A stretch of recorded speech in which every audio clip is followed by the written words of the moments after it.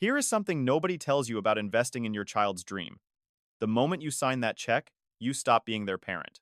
You become their banker, and bankers apparently don't get invited to grand openings. Let me tell you all about my experience.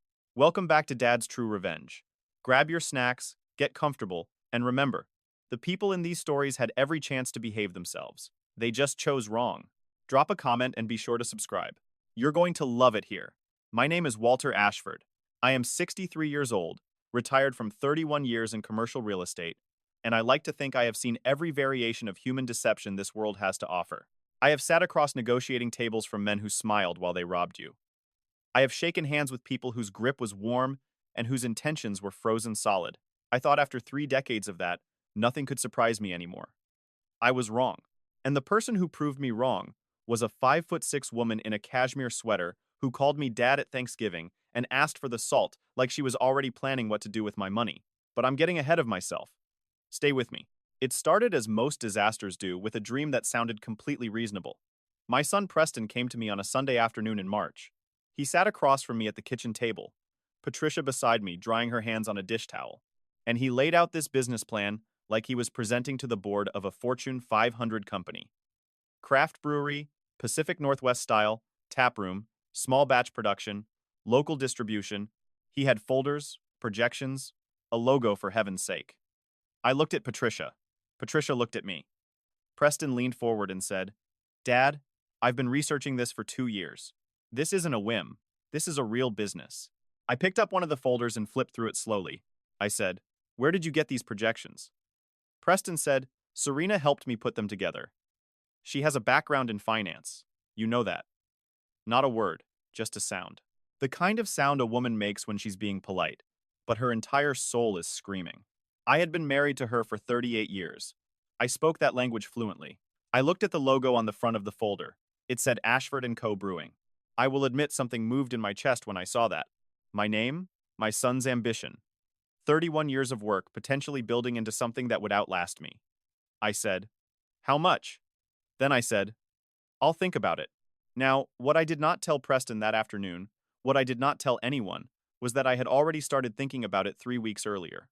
Because 3 weeks earlier, Patricia had said something to me that I could not unhear. We had been at Preston and Serena's house for dinner. Serena had made this elaborate lamb dish. Candles on the table, the whole performance. And when Preston excused himself to take a phone call, Serena smiled at me across the table and said, "Walter, Preston talks about you constantly. He really wants to make you proud." She tilted her head and said, "This brewery is going to change everything for us, for the whole family." I nodded. I said, "It's a big investment." She held my gaze just a half second too long and said, "You won't regret it." On the drive home, Patricia was quiet for about 10 minutes. Then she said, "She already knows the number." I said, "What number?" Patricia said, "The investment number. Preston hasn't asked you yet, but she already knows what she's asking for." I could see it. The way she was watching you. I did not respond immediately, but I filed it. Right next to the lamb dinner and the candles and the smile that lasted a half second too long. I called Douglas Fitch on a Tuesday morning in April. Douglas and I went to Ohio State together. He is the only man I know who finds tax fraud genuinely entertaining. He answered on the second ring. I said, "Doug, I need a favor." Douglas said, "The last time you said that I spent 4 days auditing a parking garage in Cincinnati, so you'll forgive me if I sigh before I say go ahead." He sighed. Then he said, "Go ahead." I told him about the brewery, about Preston, about Serena, about Patricia's instinct and the half-second smile. Douglas listened without interrupting, which is unusual for him. When I finished, he said, "You want me to look at the business plan?" He said, "Everything is a big word, Walter." I said, "I know what I'm paying you for." He laughed. He said, "Give me 2 weeks." I gave Douglas his 2 weeks, and in the meantime, I played my role perfectly. I called Preston and told him I was in. I watched him go quiet on the phone. That particular silence of a man who cannot believe something he wanted is actually happening. He said, "Dad, really?" I said, "It's a good plan, son. I believe in you." What I did not say was, "I believe in you completely. It's someone else I'm not so sure about." Patricia was standing in the doorway when I hung up. She said, "You're not transferring the money yet, are you?" I said, "Of course not." She said, "Good." Then she went back to her book. 38 years. and she still trusted my instincts even when I hadn't fully explained them.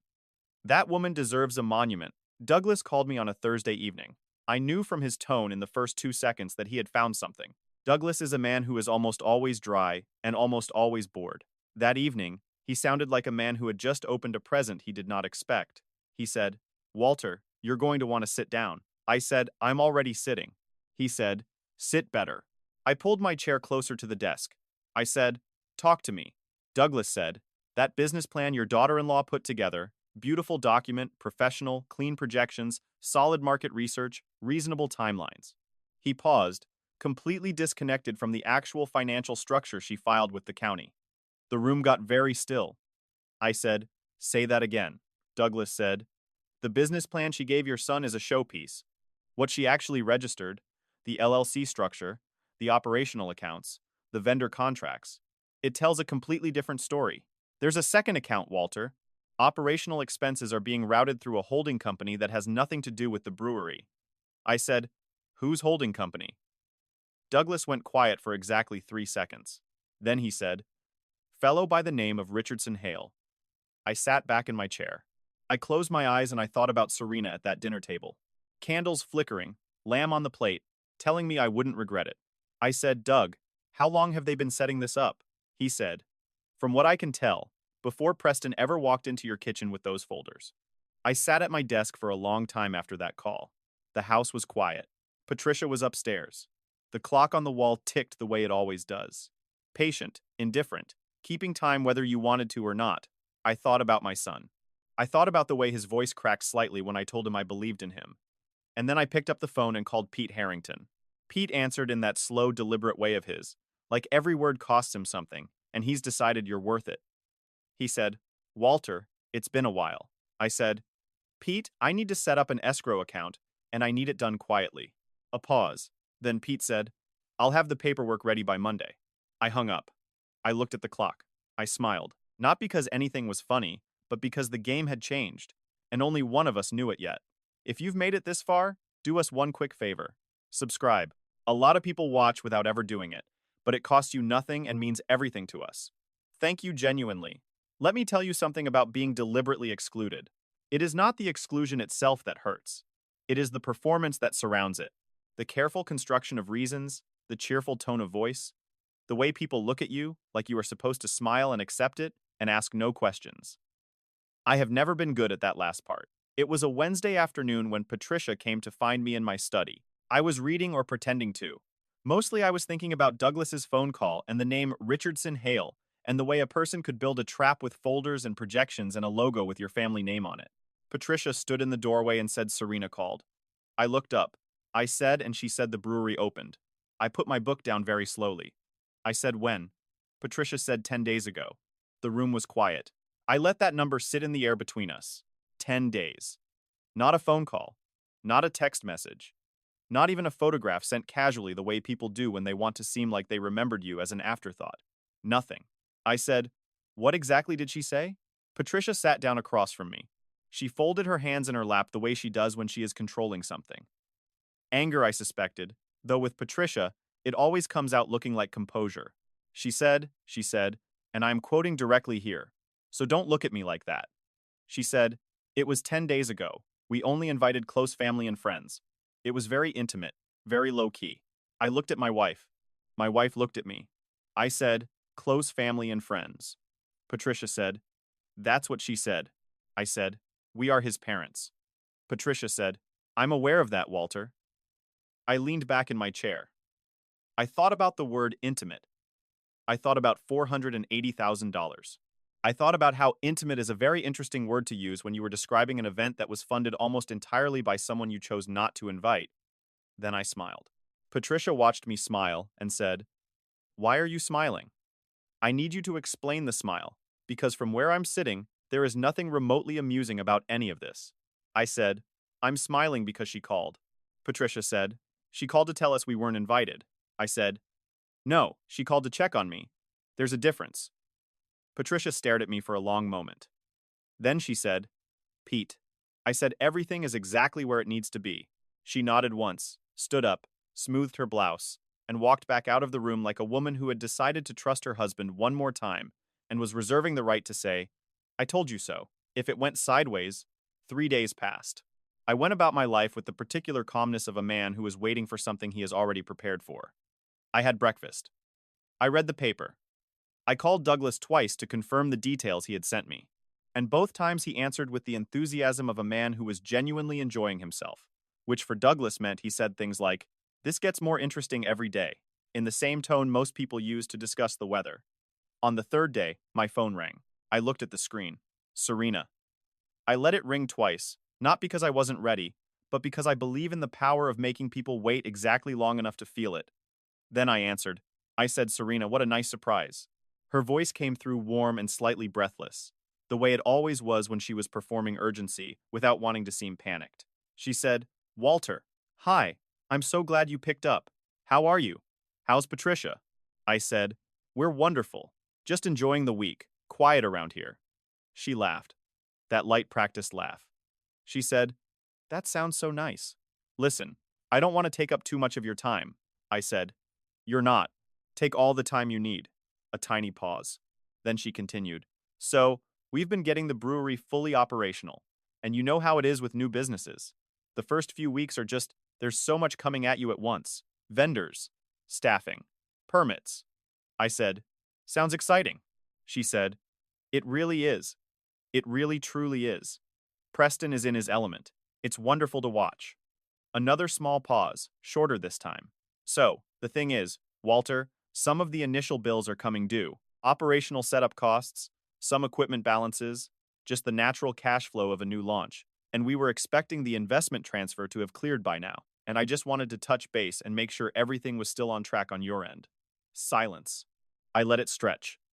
1 second. 2, 3. She said, "Walter?" I said, "I'm here." She said with just the faintest tremor of impatience underneath the warmth, "Did you get a chance to transfer the money?" And I smiled. Not the polite smile I use at dinner parties. Not the professional smile from 30 years of closing deals. The real one, the one Patricia says makes me look like I know something the rest of the room doesn't. I said, "Of course. It was handled weeks ago." Now, you need to understand what happened in the silence that followed that sentence, because that silence told me everything I needed to know and confirmed everything Douglas had already found. If Serena was who she presented herself to be, a devoted wife, a diligent business partner, a daughter-in-law who simply forgot to invite her husband's parents to a grand opening, that silence would have lasted half a second. She would have exhaled and said something like, "Oh, wonderful. It must just be a processing delay. I'll check with our bank." Instead, the silence lasted 4 full seconds. 4 seconds is a long time on a phone call. I counted. Then she said very carefully, "Handled how?" I said, "Transferred as agreed. Every dollar." She said, "To the account?" I said, "To the account that was set up for this purpose." "Yes." Another pause, shorter this time, but tighter. I could almost hear her recalculating behind it. She said, "Which account specifically? Because I want to make sure our bookkeeper is looking in the right place." I said, "Pete Harrington has all the details. He handled the transfer on my behalf. You remember Pete? I mentioned him when we discussed the legal structure. Give him a call. He's been expecting to hear from someone." The temperature of the conversation changed. I cannot explain it more precisely than that. Something shifted the way air shifts before a storm. And for just a moment, just one unguarded moment, Serena stopped performing. She said, "Who is Pete Harrington?" And there it was. Because if you were a legitimate daughter-in-law, managing a legitimate business funded by your father-in-law's legitimate investment, and your father-in-law told you his lawyer handled the transfer, you would say, "Great. I'll call him right away. What's his number?"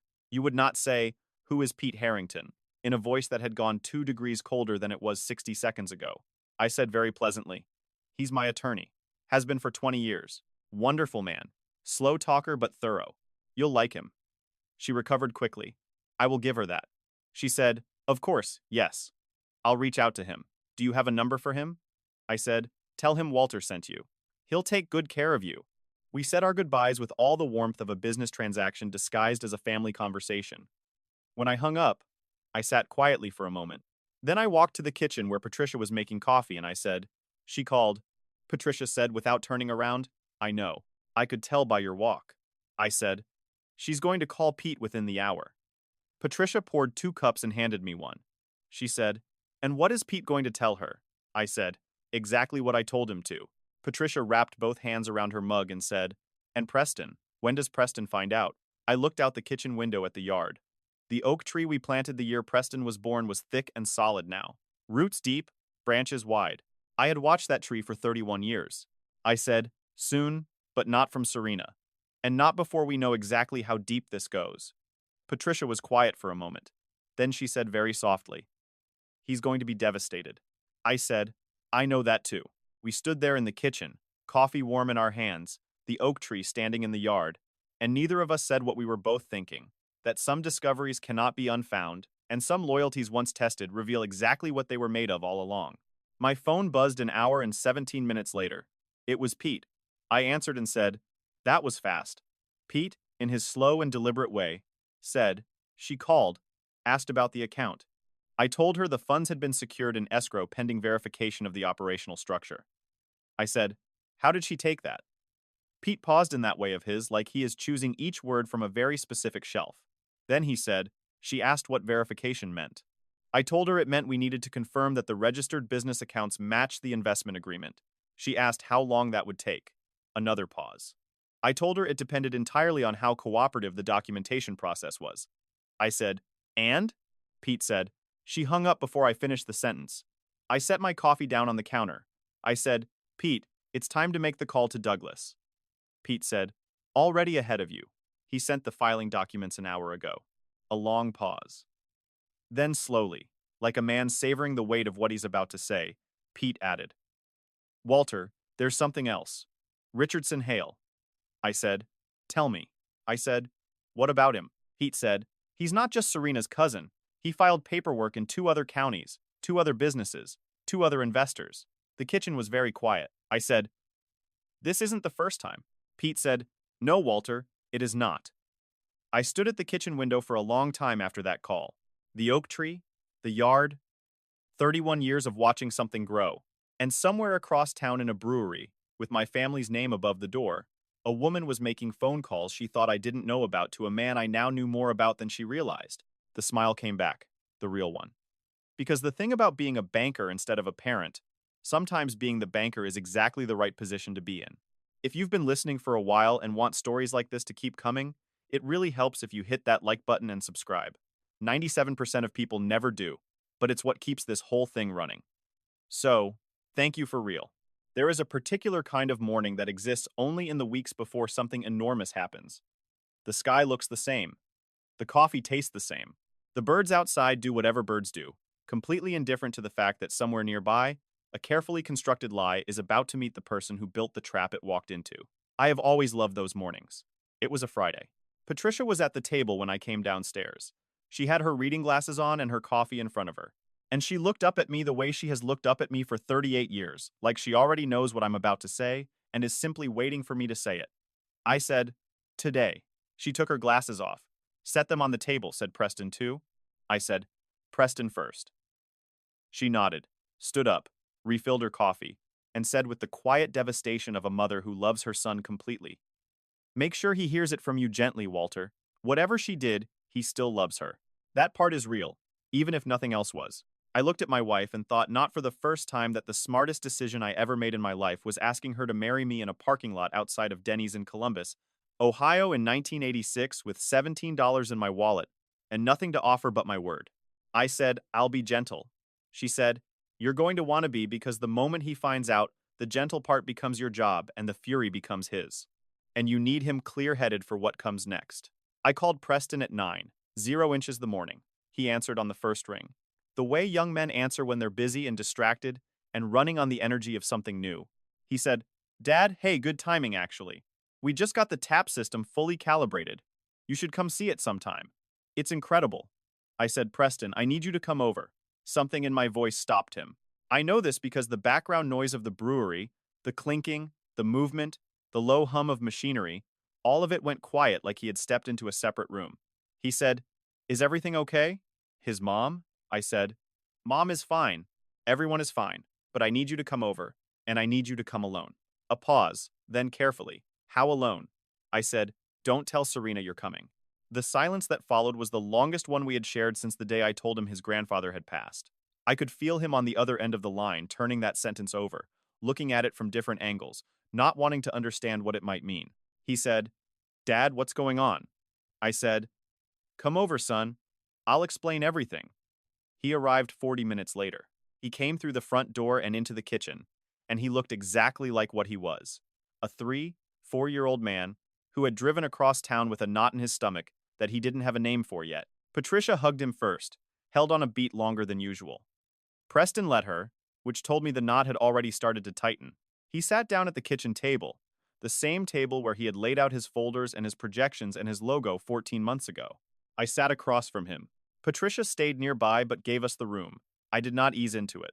In my experience, easing into devastating news only prolongs the part where the person is confused and shortens the part where they can actually think. So, I laid the folder on the table, Douglas's folder.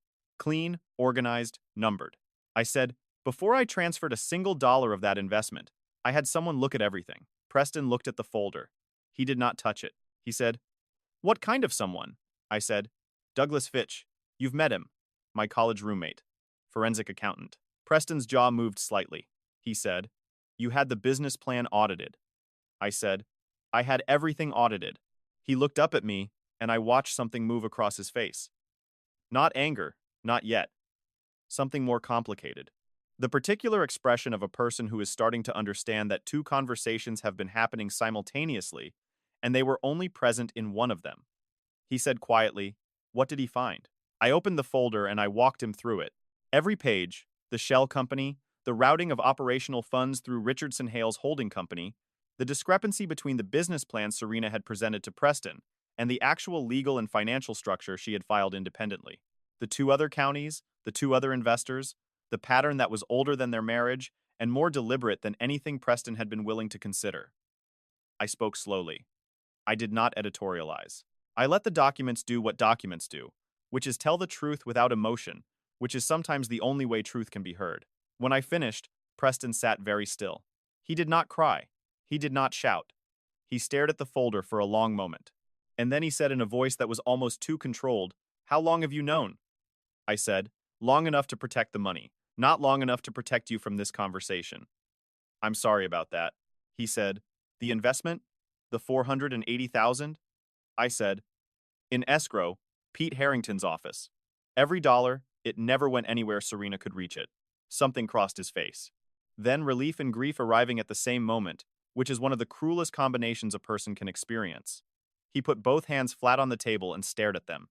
Then he said, "She told me you transferred it weeks ago. She showed me a confirmation." I said, "I know." He said, "She fabricated a transfer confirmation."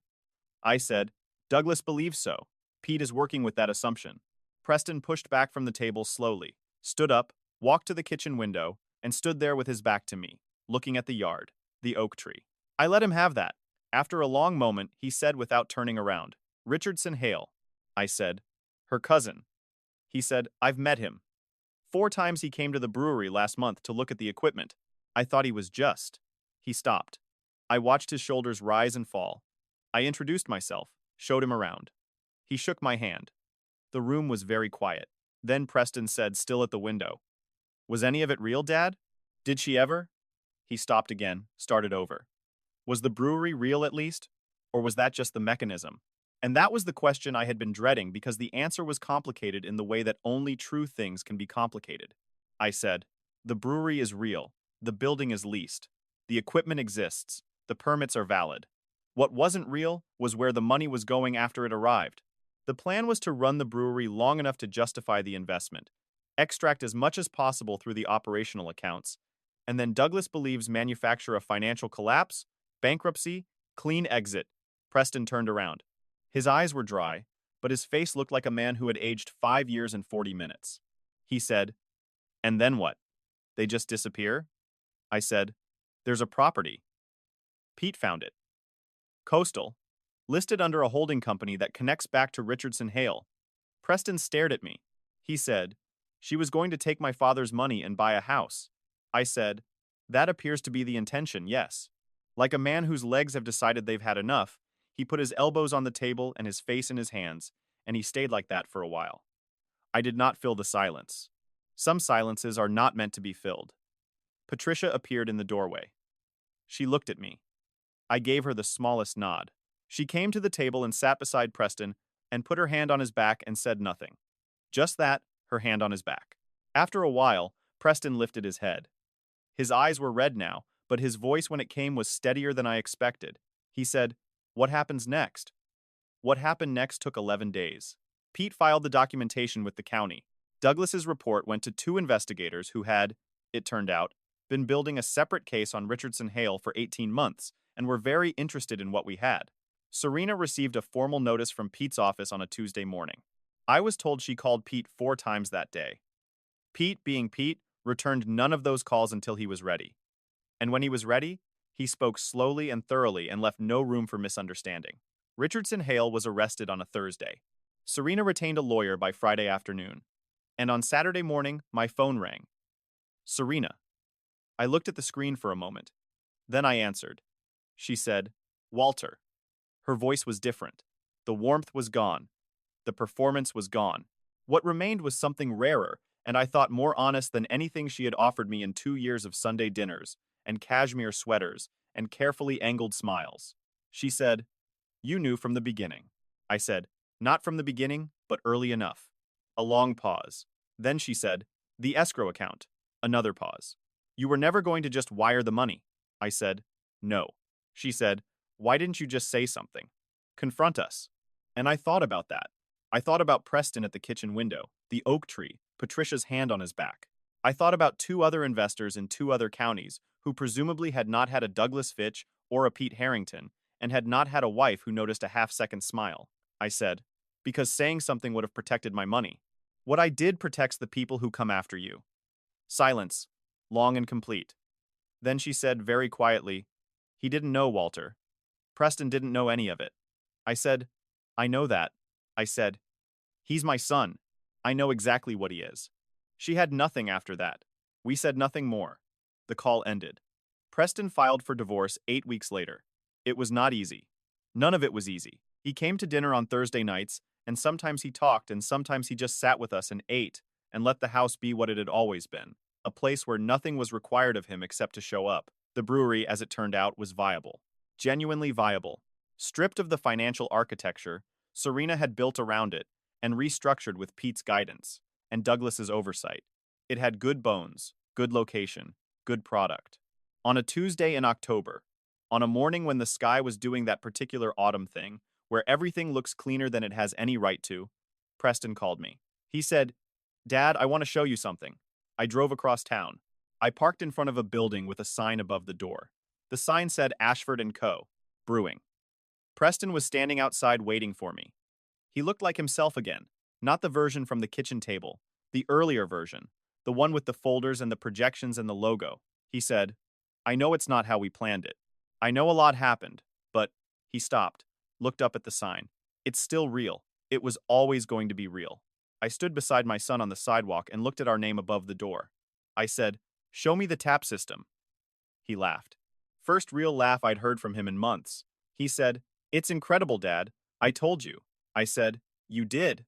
He held the door open, and I walked in. The brewery smelled like grain and wood and something new, the kind of new that has been earned. I looked around the room, the long bar, the high ceilings, the light coming through the windows, and I thought about 14 months of patience, about a forensic accountant who finds fraud genuinely entertaining, about a lawyer who speaks slowly on purpose, about a woman who noticed a half-second smile at a dinner table and trusted her instincts enough to say something. And I thought about the fact that I almost signed that check on a Sunday afternoon without a second thought because it had my family's name on the logo and my son's hope in his eyes. And sometimes love makes you want to skip the part where you pay attention. Almost. I sat down at the bar. Preston poured 2 glasses and set one in front of me. He raised his. He said, "To the brewery." I picked up my glass. I looked at my son. I looked at the room. I said, "To paying attention." We drank. And outside through the window, the October light did what October light always does. It made everything look like it had already survived something because it had. If you liked this story, join our community by hitting that like button and subscribing for more real, raw, and family-centered stories. And as always, thank you for being a part of this sphere.